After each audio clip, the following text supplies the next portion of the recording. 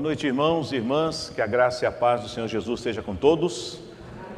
Deus abençoe também os nossos irmãos e irmãs que estão em seus lares. Deus abençoe, irmãos, que nós continuemos nesse espírito de adoração, pois é Ele o único digno de ser adorado, de ser exaltado. Nós cantamos lindos cânticos nessa noite, como sempre entoamos aqui nos cultos. E é muito simples, parece que a gente só pode soltar algumas notas ou podemos emitir essas canções, mas como a Carol mesmo pontuou, mais do que nós pensarmos apenas na letra ou na melodia, devemos pensar no que estamos cantando. Se foi para Jesus que você declarou ao Rei dos Reis, consagro tudo que tenho, tudo que sou, bendito seja Deus pela sua vida. Foi ao Senhor que você declarou que hoje é a hora da adoração, que esse é o tempo da adoração, então continue adorando ao Senhor na beleza da sua santidade. Eu quero convidar a igreja, antes, porém, quero chamar as crianças aqui à frente, crianças de 2 a 8 anos, para o seu tempo em que elas também receberão a instrução da palavra do Senhor, juntamente com as nossas irmãs que estão hoje responsáveis por ministrar a palavra de Deus no coração delas. Vamos orar pelas nossas queridas crianças.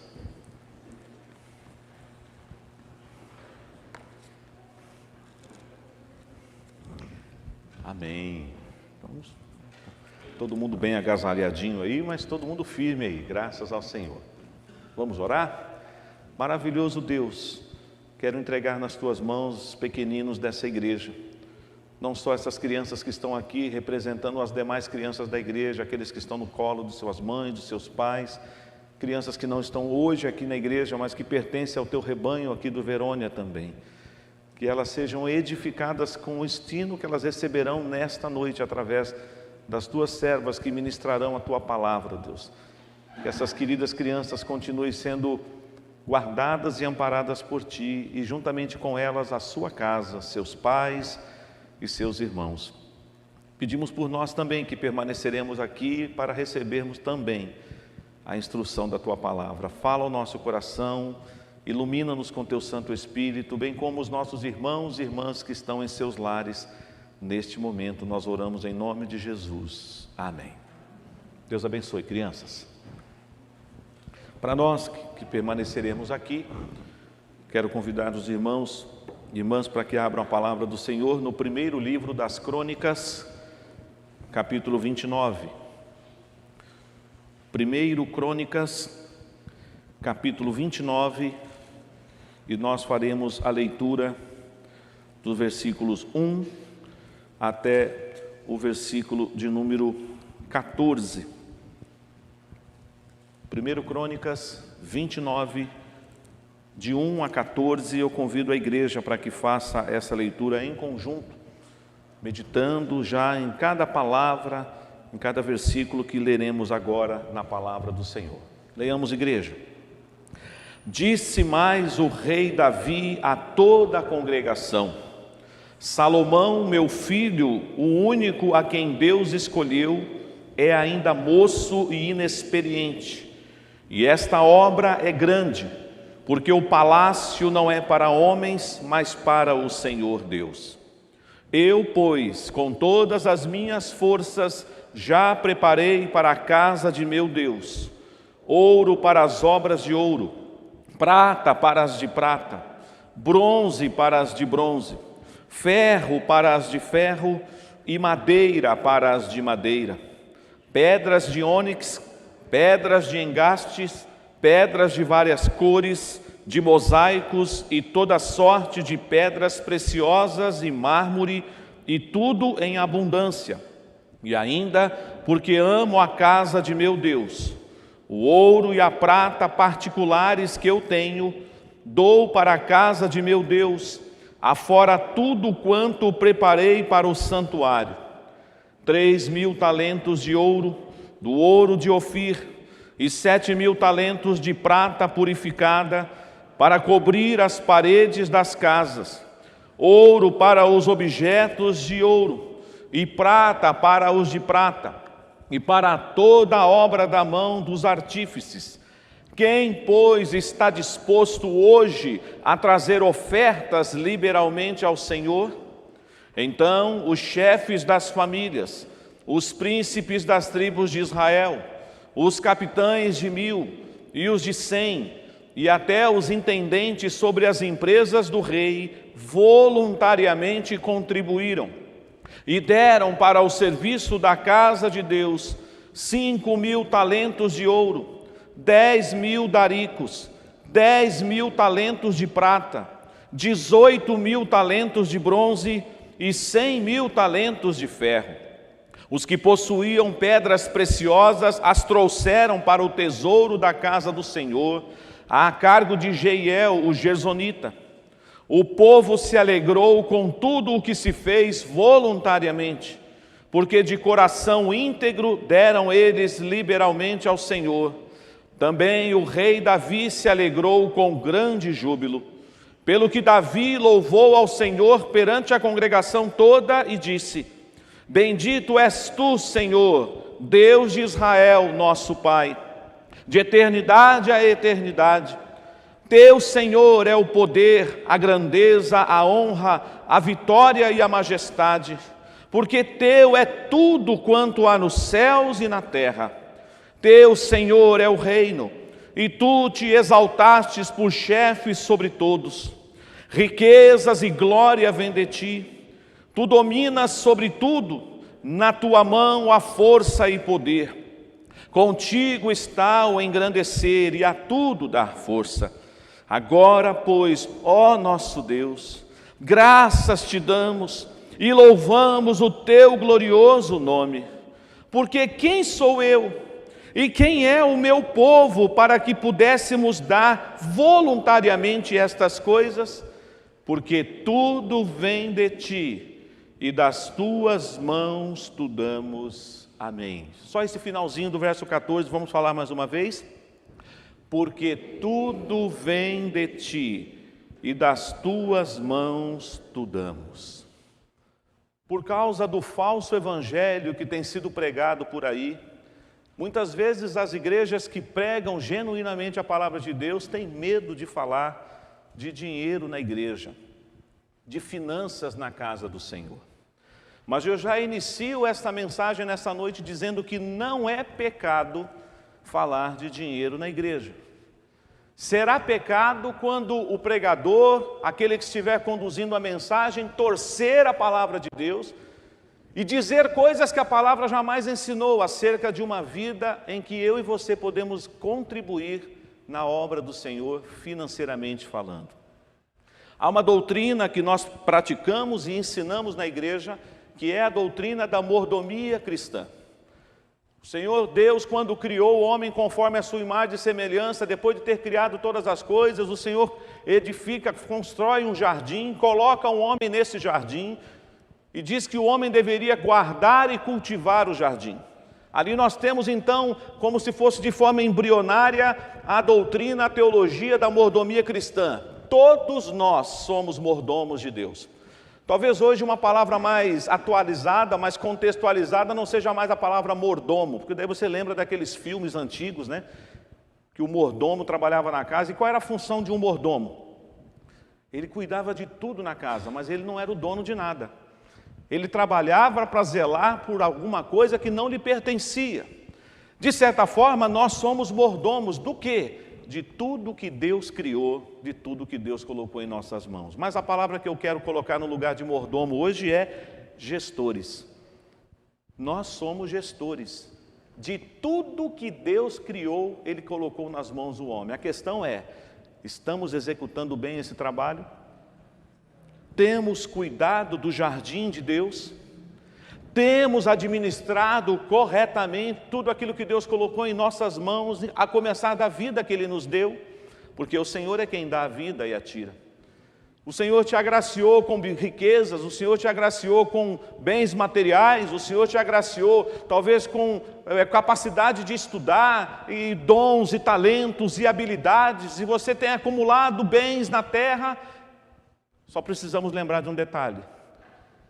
Tudo isso que você usa, tudo isso que você possui, tudo isso que você tem usufruído nesta terra, não é seu. Nós somos apenas gestores de Deus, mordomos do Senhor.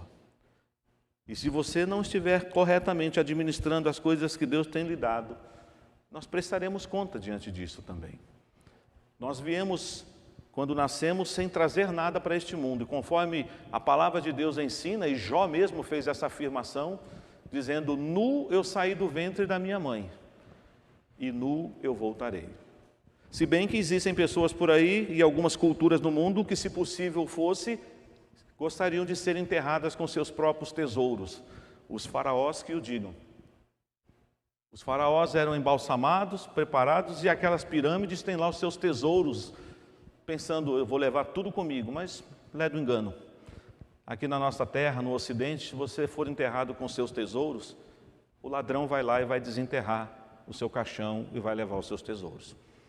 Eu já vi histórias absurdas de pessoas que desenterraram uma pessoa morta para pegar a roupa do defunto, o sapato do defunto, o anel que enterraram o defunto. Tamanha é a orgia. Ou seja, nós só não somos enterrados nus como nascemos por uma questão de decência, por uma questão de coerência. Mas o correto mesmo era no dia do nosso velório nós também sermos enterrados sem roupa, porque nós viemos para o mundo assim. Ninguém trouxe um relógio Rolex no braço quando nasceu. Ninguém trouxe um cartão para dizer: aqui, olha, eu tenho um cartão e um saldo altíssimo na conta bancária. Você veio sem nada. E sem nada você voltará. Mas é pecado ter riqueza? Não. Desde que o seu coração não esteja nessas coisas. O Salmo 62 tem um versículo que eu tenho lido e repetido em muitos lugares. Se as vossas riquezas prosperam, não ponhais nela o coração. Jesus também afirmou: onde estiver o teu coração, aí estará o teu tesouro. Não acumuleis aqui na terra, onde a traça e a ferrugem corrói e destrói, onde os ladrões roubam, mas ajuntai tesouros no céu. Parece que nós estamos querendo ficar aqui para sempre. A teologia da prosperidade que eu diga, porque o negócio é prosperar aqui na terra. O negócio é você ter do bom e do melhor aqui na terra. E quando alguém fala: eu vou partir para o céu, eu sei que eu vou para o céu um dia, mas por enquanto eu estou aqui na terra e eu quero do melhor aqui na terra. Você pode desfrutar do melhor que Deus criou, mas você precisa entender que nós temos uma palavra que nos guia para não errarmos o alvo em relação à administração de tudo que Deus colocou em nossas mãos. Antes mesmo de prosseguir nessa mensagem, eu quero te fazer uma pergunta. Você é um bom administrador? Você está administrando corretamente os recursos que Deus colocou em suas mãos? Talvez você diga assim, ou aqueles que estão acompanhando essa mensagem: pastor, a casa onde eu moro é minha. A escritura está no meu nome. O carro é meu. O documento está no meu nome. A conta bancária, os investimentos que eu faço são meus. Todos estão no meu nome. Isso é uma mera casualidade. Nada é seu. Nada é meu.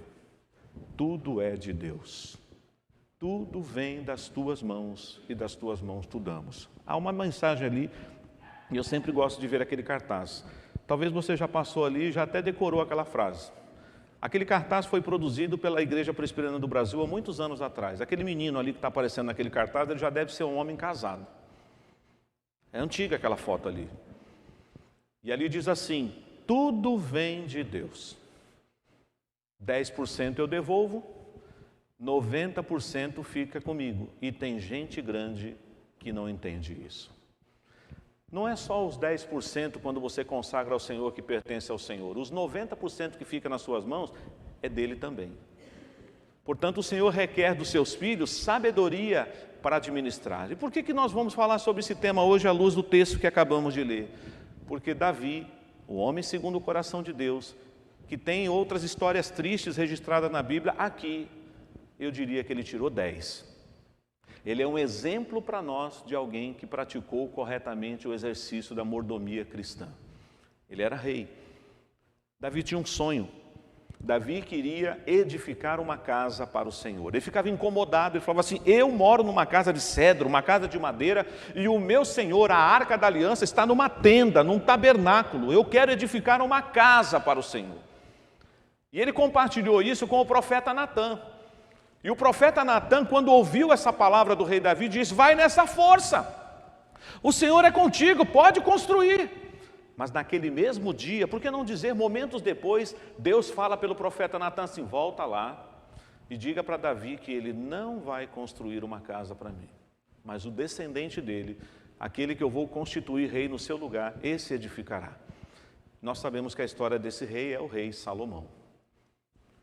Agora, se você recebesse um não de Deus para um projeto que você queria executar, e Deus falasse assim: você não, você continuaria fazendo planejamentos, investimentos para o seu sucessor levar adiante uma obra que você teve a ideia de fazer? Ou você diria assim: bom, já que Deus falou não para mim, eu não vou mover um dedo sequer para fazer nada, afinal de contas, o projeto era meu, o sonho era meu, a ideia era minha, mas Deus não deixou eu fazer. Então, Senhor, está aqui, vou guardar o projeto na minha gaveta. O Senhor disse não, eu não faço mais nada. Não foi isso que Davi fez. Davi ainda continua no seu reinado, acumulando tesouros, e agora ele tem um objetivo: eu vou construir, não ele, mas o meu filho, mas eu vou deixar pronto para ele a planta do edifício, e eu vou levantar todos os recursos necessários para que quando ele começar a construir não lhe falte nada, nem material humano e nem o material para a construção. No meio político, estamos aí aproximando de campanha política, normalmente funciona assim: uma ponte estava sendo construída por um determinado governante, mas não deu tempo dele terminar a ponte, faltam 20 metros para a ponte chegar do outro lado. Aí o sucessor dele, que não era do mesmo partido, diz: essa ponte eu não vou terminar. Sabe por quê? Porque se eu concluir essa ponte, eu inaugurar essa ponte, todo mundo vai dizer que quem fez essa ponte foi o outro, não fui eu. Então eu vou fazer o seguinte: ela vai ficar aí, aquelas obras inacabadas. Conhece essa história? Está cheio de obras inacabadas no Brasil, porque a vaidade do homem diz: eu terminar uma obra que não fui eu que pensei, não foi minha ideia, deixa aí o mato crescer. Tem gente que pensa assim, até na casa de Deus, infelizmente. Nós estamos trabalhando em conjunto. Davi recebeu o não de Deus, mas ele vai prosseguir. E agora eu quero chamar a sua atenção para uns versos que estão antes do texto que nós lemos nesta noite, capítulo 28. Olha comigo, 1 Crônicas 28, versículo 2 e o versículo 3 inicialmente. 1 Crônicas 28, versos 2 e 3. Pôs-se o rei Davi em pé e disse: escutai-me, irmãos meus e povo meu. Era meu propósito de coração edificar uma casa de repouso para a arca da aliança do Senhor e para o estrado dos pés do nosso Deus. E eu tinha feito o preparo para edificar. Porém Deus me disse: não edificarás casa ao meu nome, porque és homem de guerra e derramaste muito sangue. Deus falou o que para Davi? Você não. Você já recebeu algum não de Deus na sua vida? Como você reage ao não de Deus? Às vezes nós falamos das crianças que não gostam de ouvir não, mas nós adultos também não gostamos de ouvir não. A gente só não se joga no chão e faz aquela birra toda, porque ficaria ridículo. Mas por dentro a gente é uma criança mimada muitas vezes, porque o papai do céu não quis fazer o que eu queria que ele fizesse. Mas às vezes a melhor resposta que a gente precisa para os nossos projetos é o não de Deus. Porque Deus conhece, sabe que por melhor que você planeje, a resposta certa sempre virá dos lábios dele. É sábio planejar, mas mais sábio ainda é você submeter o seu planejamento à aprovação de Deus. Olha o que diz aí o versículo 5, no capítulo 28 de 1 Crônicas, 5 e 6. E de todos os meus filhos, porque muitos filhos me deu o Senhor, escolheu ele a Salomão para se assentar no trono do reino do Senhor sobre Israel. E me disse: teu filho Salomão é quem edificará a minha casa e os meus átrios, porque eu escolhi para filho e eu lhe serei por pai. Agora vamos ver os versos 9 e 10. Tu, meu filho Salomão, conhece o Deus de teu pai, serve-o de coração íntegro e alma voluntária, porque o Senhor esquadrinha todos os corações e penetra todos os desígnios do pensamento. Se o buscares, ele deixará achar-se por ti. Se o deixares, ele te rejeitará para sempre. Agora, pois, atende a tudo, porque o Senhor te escolheu para edificares casa para o santuário. Sê forte e faze a obra. Olha agora o que está aí também no verso 20 do capítulo 28. Disse Davi a Salomão, seu filho: sê forte e corajoso, e faze a obra, não temas nem te desanimes, porque o Senhor Deus, meu Deus, há de ser contigo, não te deixará, não te desamparará, até que acabes todas as obras para o serviço da casa do Senhor. Eu não vejo aqui só um conselho de um pai, mas eu vejo um conselho de um homem que era o rei, e que está prestes a entregar a coroa, a passar o bastão, por que não dizer, para o seu sucessor, mas ele cuidou de tudo. É como se ele estivesse com uma prancheta ou com uma pasta, dizendo assim: aqui está tudo, meu filho, está tudo pronto. O projeto, a planta, a hidráulica, a elétrica, os recursos, o material, tudo para você lançar os alicerces e construir a casa. Por que ele fez isso? Porque Davi entendeu que ele não era dono daquilo que ele administrava, mas ele era mordomo. Você tem administrado corretamente as coisas que Deus colocou na sua mão até aqui? Você pode nessa noite dizer que você é um excelente gestor, uma excelente gestora, um bom mordomo, que tem cuidado do jardim de Deus, que tem guardado e cultivado, e que tem sido uma pessoa sábia e prudente na aplicação dos recursos que Deus coloca em nossas mãos? E é interessante que Davi não poderia exortar o povo, e nem os líderes que estavam com ele, se ele não desse primeiro o exemplo. E eu vou intercalando nessa mensagem hoje o tema também da contribuição na casa de Deus. Quem sou eu para me comparar com Davi? Ele era rei, eu sou servo, eu sou pastor, mas eu vou fazer aqui uma analogia em relação a Davi. O texto diz que Davi tinha conhecimento, tinha consciência que o seu filho era muito jovem, que ele era inexperiente, que a obra era grande, porque o palácio não era para homens, mas para o Senhor. E aí ele vai no verso 2 e diz então assim: eu, pois, com todas as minhas forças, já preparei para a casa de meu Deus, ouro para as obras de ouro, prata para as de prata, bronze para as de bronze, ferro para as de ferro, e madeira para as de madeira, pedras de ônix, pedras de engastes, pedras de várias cores, de mosaicos de toda sorte, de pedras preciosas e mármore, tudo em abundância. Mas olha agora uma questão que para mim é muito especial, verso 3, capítulo 29.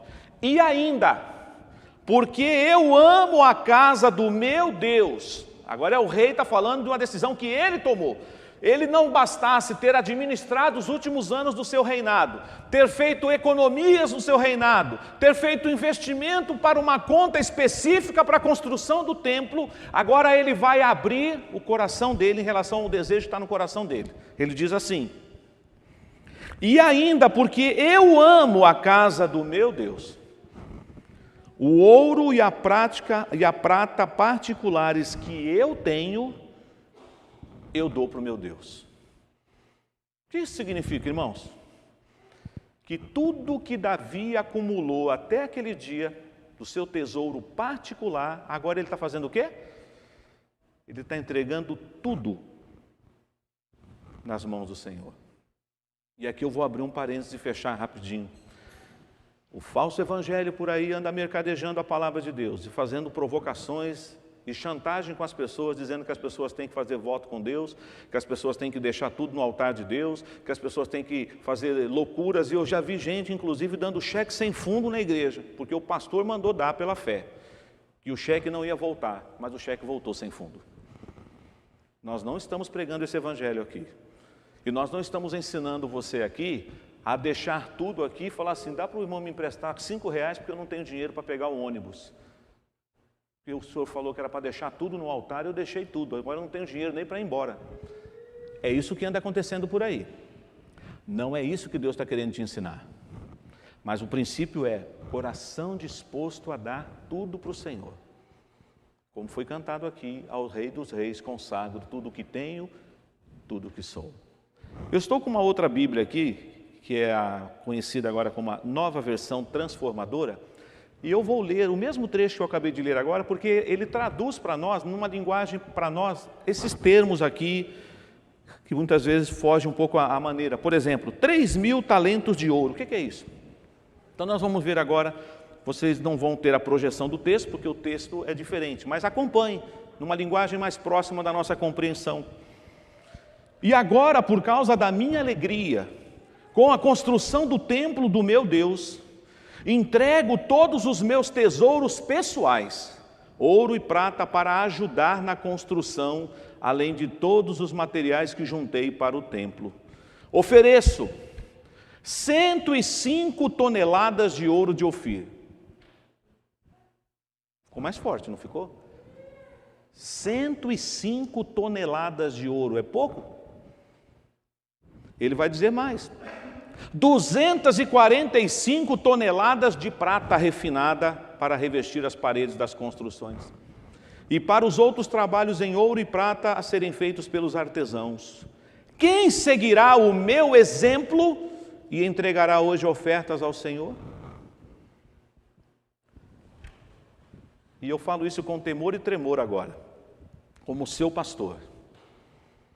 Eu jamais poderia pregar esse evangelho e essa mensagem nessa noite se eu não fosse um fiel dizimista, se eu não fosse um ofertante na casa de Deus, porque eu não teria autoridade espiritual para exortar a igreja a ser fiel na consagração do seu dízimo e da sua oferta, porque o pastor não é dizimista. Aí você diz, pastor, mas seria uma aberração, seria um escândalo o pastor não ser dizimista. Já imaginou?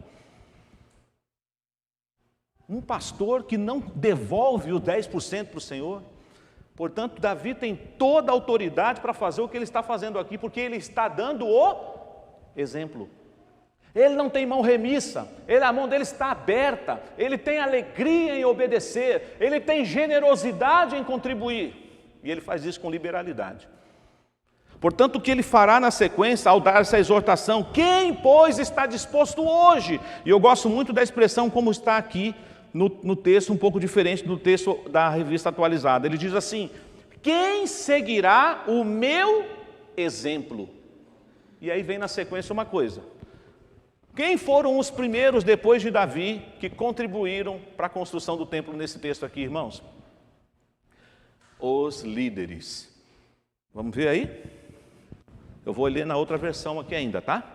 Verso 6 diz assim, então os chefes das famílias, os líderes das tribos, os generais e os capitães e os administradores do rei ofertaram voluntariamente para a construção do templo de Deus. Eles entregaram 175 toneladas de ouro, 10.000 peças de ouro, 350 toneladas de prata, 630 toneladas de bronze, 3.500 toneladas de ferro. Também contribuíram com pedras preciosas que foram guardadas no tesouro da casa do Senhor. Os líderes agora, seguindo o exemplo do rei, também estão ofertando e contribuindo na casa de Deus. Segundo princípio para nós nessa noite, além do pastor, do anjo da igreja, ser exemplo para o rebanho e devolver o dízimo e consagrar a oferta, os presbíteros e diáconos também precisam ser oficiais fiéis nos dízimos e nas ofertas. Senão, qual é a autoridade que um presbítero vai ter, que um diácono vai ter para falar de dízimo e oferta na igreja se ele não é dizimista? Não é pecado falar sobre isso na igreja, irmãos. É necessário. Um visitante que se estiver nessa noite aqui ainda não é membro dessa igreja, essa palavra, nesse aspecto, não é para você. É uma mensagem de manutenção para os crentes dessa igreja, para os membros da igreja, que professaram a sua fé um dia, pode ser que há 30 anos, há 20 anos, há 10 meses, e disseram diante de Deus que se submeteriam ao governo da igreja, ao sistema da igreja e à palavra, enquanto os pastores e seus líderes permanecessem fiéis a ela. Portanto, Davi, ele é o exemplo para os líderes participam, e o que vai acontecer na sequência? Qual é o povo que não vai contribuir se está vendo o seu líder maior participando da bênção, os seus outros líderes contribuindo? Só vai ter uma coisa linda acontecendo. Vamos agora voltar na nossa versão atualizada, e eu quero que o povo aqui, a igreja nessa noite, leia comigo o versículo 9. Vamos ler?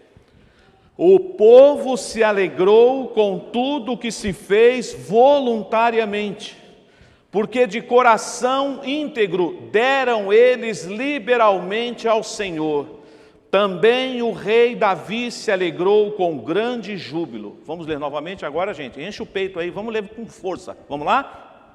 O povo se alegrou com tudo que se fez voluntariamente, porque de coração íntegro deram eles liberalmente ao Senhor. Também o rei Davi se alegrou com grande júbilo. Irmãos, quando o povo olha para os seus líderes e falam, eles são homens de Deus, e eu os imitarei na fé, no testemunho, na vida que eles levam, o povo se alegra, o povo contribui, o povo participa. E eu disse isso há praticamente 3 dias atrás aos meus queridos presbíteros aqui dessa igreja, e vou repetir agora aqui no púlpito. Quem me ensinou a ser dizimista foi a minha mãe. No meu primeiro salário mínimo que eu recebi, eu já tinha feito todo um planejamento. Eu vou comprar um tênis novo, eu vou comprar uma camiseta nova, eu vou numa lanchonete famosa, que na época eu só podia ir uma vez por mês. Você já sabe de qual que eu estou falando. E aí a minha mãe chegou para mim e falou assim, e o dízimo, filho? Eu falei, mãe, esse mês não vai dar não. Esse mês eu já fiz tudo aqui, já dividi todo o meu orçamento. Ela falou assim, você já vai começar a roubar de Deus no seu primeiro salário? Porque Malaquias diz, roubará o homem a Deus. E aí o povo, como assim? Que acusação severa é essa? Chamando-me de ladrão? Vocês me roubam no dízimo e na oferta.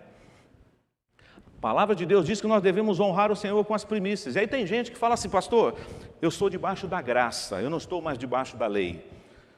Por isso que eu não dou o dízimo, porque dízimo é coisa do Antigo Testamento. Querido, o dízimo veio antes da lei. Abraão deu o dízimo de tudo quanto possuía para Melquisedeque, não tinha lei de Moisés ainda. E aliás, você não tem nem como explicar o texto, porque foi uma coisa espontânea. O que fez Abraão consagrar o dízimo a Melquisedeque? O sacerdote que aparece e desaparece só lá na carta aos Hebreus, nós vamos descobrir uma coisa linda, que Jesus é o nosso supremo e sumo sacerdote, não segundo a ordem de Arão, mas segundo a ordem de Melquisedeque. Então, na verdade, Abraão deu dízimo para quem naquele dia, hein? É igual Jesus quando estava no templo e ele ficou do lado do gasofilácio, na coletoria. E aí veio uma viúva pobre, depositou 2 moedinhas e muitas pessoas depositavam grandes quantias. Aí Jesus vai e fala assim para os seus discípulos, essa mulher foi a que deu mais aqui, de todos. Aí o pessoal falou, acho que Jesus não entende de finanças, de economia. Acabou de entrar uma oncinha ali no gasofilácio e ele está falando que as 2 moedinhas, que faz até aquele barulhinho, né? Pim, pim, no fundo. Ela deu, porque ela deu tudo. As pessoas dão a sobra. Por isso que tem gente que quando faz o orçamento do mês da família, ele fala assim, se sobrar, eu entrego o meu dízimo. Mas não é a sobra, é a primeira parte. Há muitos anos atrás eu visitei uma família. E eu quero já exortar aqui a igreja, se algum irmão aqui, alguma irmã, com todo carinho, fala assim, pastor, eu tenho dificuldade para entender essa doutrina. Eu tenho meus motivos para não ser um fiel dizimista. Vem conversar comigo.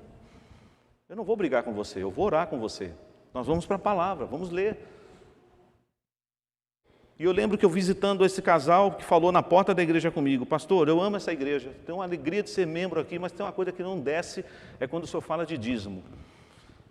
Mas se o senhor me convencer, quem sabe eu me torno um dizimista dessa igreja? Eu falei, bom, eu não tenho esse papel de convencer ninguém, quem conversa é o Espírito Santo, mas vamos lá.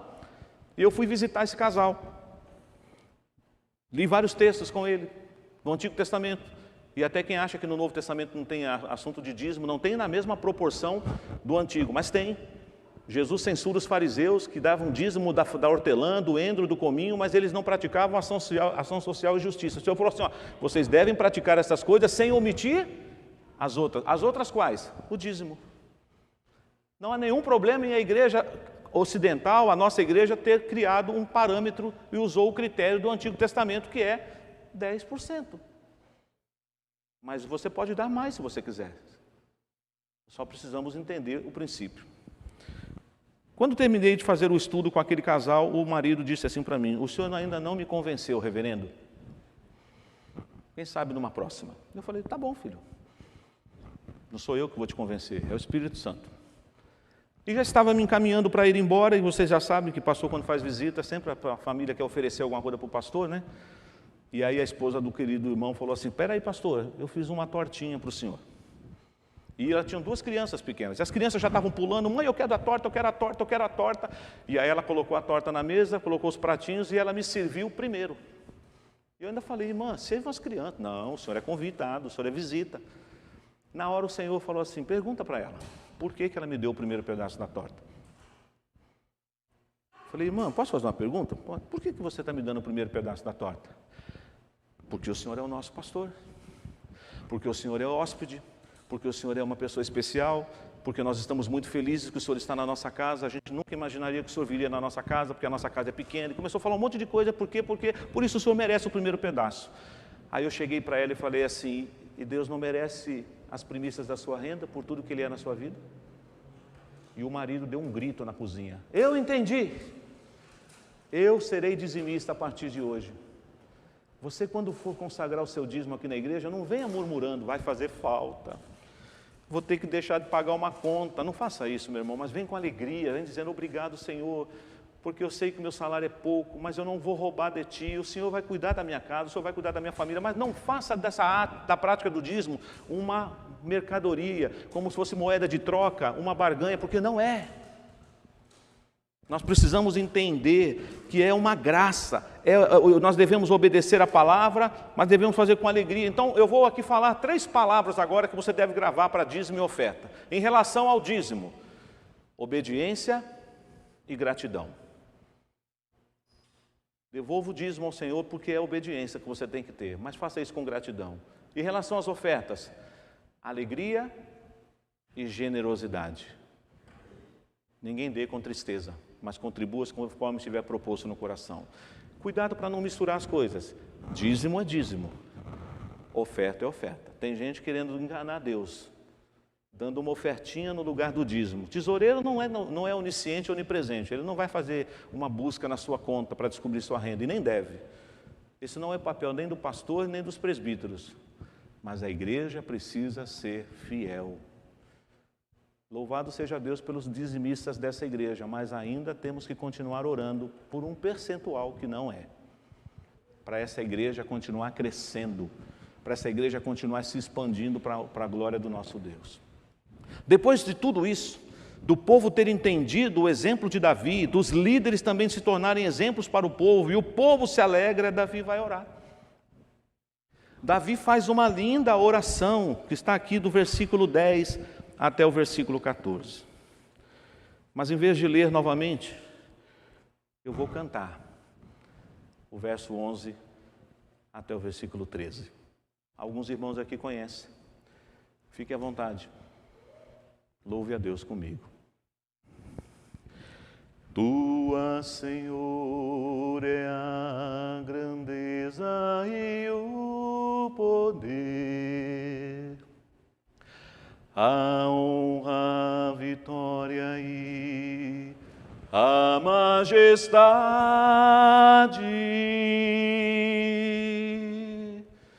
porque teu é tudo, quanto há nos céus e na terra. Teu, Senhor, é o reino, e tu te exaltaste por chefe sobre todos. Tua, Senhor, é a grandeza e o poder, a honra, a vitória e a majestade,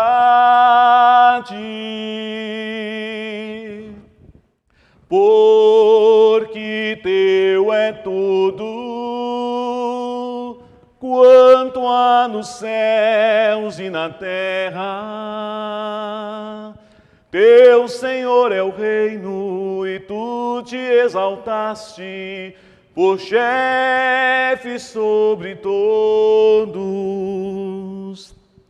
Riquezas e glórias vêm de ti, tu dominas sobre tudo, Na tua mão há força e poder, contigo está o engrandecer e a tudo dar força.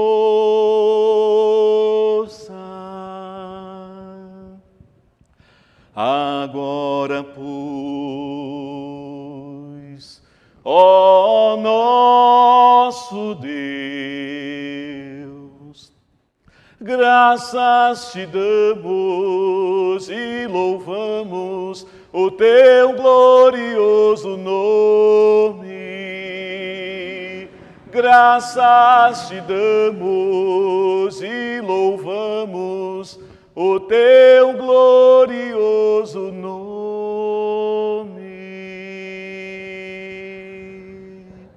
Vamos ler o verso 14? Vamos ler o verso 14, igreja. Porque quem sou eu e quem é o meu povo para que pudéssemos dar voluntariamente essas coisas? Porque tudo vem de ti e das tuas mãos tu damos. Deus é o dono do ouro e da prata, do céu e da terra, de tudo o que temos e tudo o que somos, mas Ele nos empresta. Ele nos concede a bênção de sermos seus gestores e gestoras para administrar tudo o que Ele fez. Por que seremos então desobedientes e negligentes ao nosso Deus com relação a devolver as primícias da nossa renda? Meu irmão, minha irmã, meu papel é pregar a palavra e o Espírito Santo é que vai aplicar essa mensagem. E volto a falar o que eu falei no meio da pregação. Essa palavra, em primeiro lugar, é para os membros dessa igreja. Ponha a sua vida em ordem. Muitas vezes, eu consagrei o meu dízimo murmurando. E não fui abençoado por Deus. Eu aprendi uma lição. Seja fiel no pouco. Sobre o muito o Senhor vai te colocar. Ah, pastor, eu tenho vergonha do meu salário. Deus não está preocupado com o tamanho do seu dízimo, mas com a sua fidelidade. Você é inteligente, você sabe fazer conta. 10% de 100 é 10. 10% de 1.000 é 100. E assim vai por diante. Ah, mas é tão pouco. Vão dar até risada de mim quando vê o meu dízimo. Mas ninguém precisa ver o seu dízimo. Isso é um departamento seu e de Deus. Agora, se você estiver retendo, porque você ganha muito, você acha que não pode dar os 10% de tudo que você ganha, Malaquias diz que você está roubando de Deus. Se você tem a oportunidade de trazer uma oferta à casa do tesouro, porque Deus tem sido tão benevolente na sua vida e você, em gratidão a Ele, quer trazer uma oferta e você não o faz, você está sendo avarento e não está sendo generoso diante de Deus. Deus nos livre disso. Mas que tenhamos a consciência de que tudo vem dEle. E quando você devolve, você está devolvendo o que é dEle. E deixa eu dizer uma coisa aqui para ninguém ficar escandalizado. Deus precisa de dinheiro? Mas Ele, na sua infinita graça e soberana vontade, Ele estabeleceu esse meio para que haja mantimento na casa do Senhor, para que a igreja possa realizar os seus projetos. Eu não tenho vergonha de dizer isso, a nossa igreja é séria quanto a isso. Temos uma assembleia ordinária uma vez por ano que prestamos conta aos membros do que é feito nessa igreja. Temos uma comissão de exame de contas que examina os números da igreja. E eu sou pastor dessa igreja, e eu vivo pelo Evangelho e sou sustentado por essa igreja como pastor. Não tenho vergonha de falar isso para ninguém. O senhor recebe salário da igreja, embora nós não falamos salário, mas côngrua? Sim. Eu sou mantido pela igreja a qual eu sou pastor. Ah, mas está cheio de escândalo por aí, né? Eu falei, eu sei, mas a minha igreja é séria. Eu presto contas do meu pastorado. Por isso, amada igreja, sejam fiéis, irmãos e irmãs, no dízimo e na oferta. Que Deus nos abençoe.